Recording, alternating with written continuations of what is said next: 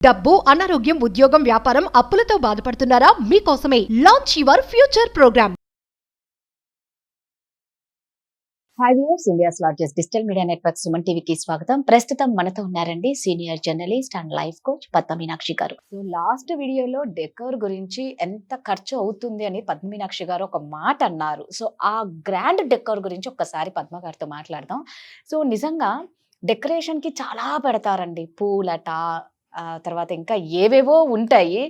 So ఒక్కసారి ఆ grand decor గురించి చెప్పండి. ఎన్నెన్ని లక్షలు పెడతారు, దానివల్ల అసలు ఏం యూజ్? ఇక పూలు అయితే కాసేపటికే పాపం వాడిపోతాయి. నేను ఒక చిన్న ఎగ్జాంపుల్ చెప్తాను. ఈ డెకోర్ కి కూడా ఒక బార్ లేదు, ఎవరి ఇష్టం వాళ్ళది. ఇంకా విపరీతంగా ఖర్చు పెడతారు ఈ ఒక్క రోజే కదా అని. నేను మొన్న ఇంట్లో ఒక చిన్న పూజకి ఒక దేవుడి దగ్గర పువ్వులు పెట్టడానికి అడిగా. ఎంత అంటే ఒక 80,000 నుంచి 1,50,000 చెప్పారు. ఓన్లీ ఒక బ్యాక్ డ్రాప్, గుమ్మానికి తోరణాలు కట్టడానికి. నేను అన్నాను, అంటే ఒక ఈవెన్ 80,000 అవ్వనివ్వండి, 50,000 అవ్వనివ్వండి, ఈ పువ్వులు ఎన్ని రోజులు ఉంటాయి? ఎన్ని రోజుల? ఒక్క రోజు. మహా అయితే మంచిగా వెదర్ ఉంటే అంతే. రెండో రోజుకి వెదర్ బాగా వేడిగా ఉంటే సాయంత్రానికే వాడిపోతాయి ఒక సో పూటకి. అండ్ ఈ పువ్వులన్నీ మనం కంపోస్ట్ చేస్తామా? కంపోస్ట్ చెయ్యం. వాటన్నింటినీ గార్బేజ్ బిన్లోకి పడేస్తాం. సో ఇంత ఒక్క రోజులో ఖర్చు అయిపోయేదానికి నేను అంత ఎందుకు ఖర్చు పెట్టాలి అనుకున్నాము. సస్టైనబుల్గా కూడా చేసుకోవచ్చు. అసలు మన పండుగలు కానీ, మన పూజలు కానీ అన్నీ కూడా పాతకాలంలో ఇండిపెండెంట్ హౌసెస్ ఉండేవి. ఎవరి ఇళ్లల్లో వాళ్ళు పువ్వులు పెంచుకునేవారు. దేవుడికి మందారాలు, దేవుడికి వేరేగా ఉండేవి కొన్ని పువ్వులు, మందారాలు, పారిజాతాలు, శంకు పువ్వులు, ఇలాంటివన్నీ కూడా ఇంట్లో ప్రతి ఇంట్లో ఉండేవి. కుండీల్లో కూడా పెంచుకునేవారు నా చిన్నప్పుడు. సో అవే తెచ్చి అవే దేవుడికి పెట్టి మహా అయితే పండగ నాడు ఏవో ఇన్ని చామంతి పువ్వులో, మల్లె పువ్వులో, ఆ సీజన్ని బట్టి, పండగ బట్టి, దేవుడికి బట్టి గులాబీ పువ్వులో అవి పెట్టుకునేవారు. కానీ ఇప్పుడు ఈ డెకార్ అనే దానికి ఎప్పుడైతే విపరీతమైన ప్రాధాన్యత పెరిగిపోయిందో, decor and photography goes hand in hand. అయితే నేను అన్నాను, నేను డెకార్ గురించి అడిగినప్పుడు ఆ అమ్మాయితో, ఈవెంట్ మేనేజర్తో, అమ్మాయి ఎందుకమ్మా ఒక్క రోజులో అయిపోయేదానికి ఇంత కాస్ట్? కొంచెం నీట్గా సస్టైనబుల్గా నీకు నాకు కూడా భారం లేకుండా చేస్తావా అని అడిగితే, ఆంటీ మీరు ఫోటోగ్రాఫర్కి అంత పెడుతున్నారు కదా, రిచ్నెస్ రావాలంటే you have to invest on flowers also అంది. ఫోటోగ్రఫీ రిచ్నెస్ కోసం నేను ఫ్లవర్స్ మీద కూడా ఇన్వెస్ట్ చేసి, ఫ్లవర్స్ ఎందుకు పెట్టుకుంటాం? చాలా అంటే ఇంట్లో పువ్వులు పెట్టినప్పుడు అందంగా అనిపిస్తుంది. They appeal to our senses. Correct. Eye, the fragrance, ఇవన్నీ సెన్సెస్కి ఎప్పుడైతే అపీల్ అవుతాయో వి ఫీల్ గుడ్. బాగుంటుంది డెకార్, బాగుంటుంది. కానీ ఆ లిమిట్గా ఎందుకు చేయకూడదు? ఎందుకు మనం అంత కాస్ట్ పెట్టి ఎక్సాటిక్ ఫ్లవర్స్ తెప్పించి ఎక్కడి నుంచో వాటిని గుత్తులు గుత్తులుగా పెట్టి, అది కూడా ఇంట్లో చిన్న చిన్న వాటికి, ఇంకా పెళ్ళిళ్ళకి కూడా విపరీతమైన ఎక్స్ట్రావెగెన్సా.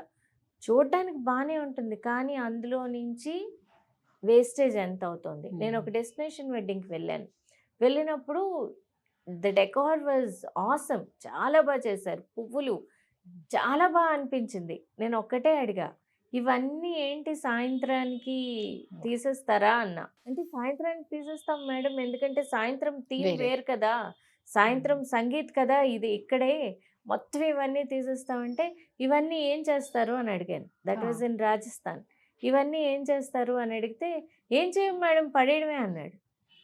అయ్యో, నాకు అనిపించింది కనీసం కంపోస్ట్కి వెళ్ళినా బాగుంటుంది, కంపోస్ట్కి వెళ్ళినా అది రీసైకిల్ అయిపోతుంది. అది చేయట్లేదు, ఇది చేయట్లేదు. ఒక్క రోజులో మనం ఇంత ఖర్చు పెట్టేస్తున్నాము. కేవలం ఫొటోస్లో అందంగా కనిపించాలి, ఈ రీల్స్, ఈ వీడియోస్ మనం పోస్ట్ చేసే ఇన్స్టాగ్రామ్లో అందంగా రావాలి అన్న ఒకే ఒక్క దానికోసం మనం సస్టైనబిలిటీ అన్న పదాన్నే మర్చిపోతున్నాం. కరెక్ట్. అంటే తెలియకుండా ఇప్పుడు మీరు ఇంటికే 80,000 to 1,00,000 అడిగారు ఆ కొంచానికి. అంటే ఇక ఫంక్షన్స్ అప్పుడు ఎన్ని లక్షలు పూలకు అవుతుంది అనేది అనిపిస్తుంది. అసలు లెక్కలేదు. కనీసం మేము ఓన్లీ డెకరేషన్ కి 10 లక్షలు పెట్టామండి. పూలకి ఓన్లీ డెకరేషన్ కి ఒక 20 లక్షలు పెట్టాం. మండపం బాగుందా, 20 లక్షలు అయింది. అసలు ఆ పెళ్ళేమో ఇప్పుడు పాతప్పుడు ఒక 5 రోజులు పెళ్ళిళ్ళు అయ్యేవి. అవును. ఇప్పుడు ఒక రోజు 2 అవును. రోజులు. ఈ 2 రోజులకి అసలు నేను మామూలు వాళ్ళవి చెప్తున్నాను. మరి ఇంక డెస్టినేషన్ వెడ్డింగ్స్‌లో ఆ పువ్వులకి, డెకార్‌కి ఎంతయిందో అసలు మనం ఊహించలేం. సో, అంటే ఇది కనిపించదు. ఎందుకు అన్నది అర్థం కావట్లే. పాత కాలంలో అయితే మాత్రం ఎంత పూల డెకార్‌కి వాటికి ఎంత పెట్టిన పూజలు వదిలేయండి. పెళ్ళిళ్ళకి వాటికి కూడా ఇంత పూల డెకార్‌కి ఇంత పెట్టిన సందర్భాలు మనకి తెలియవు.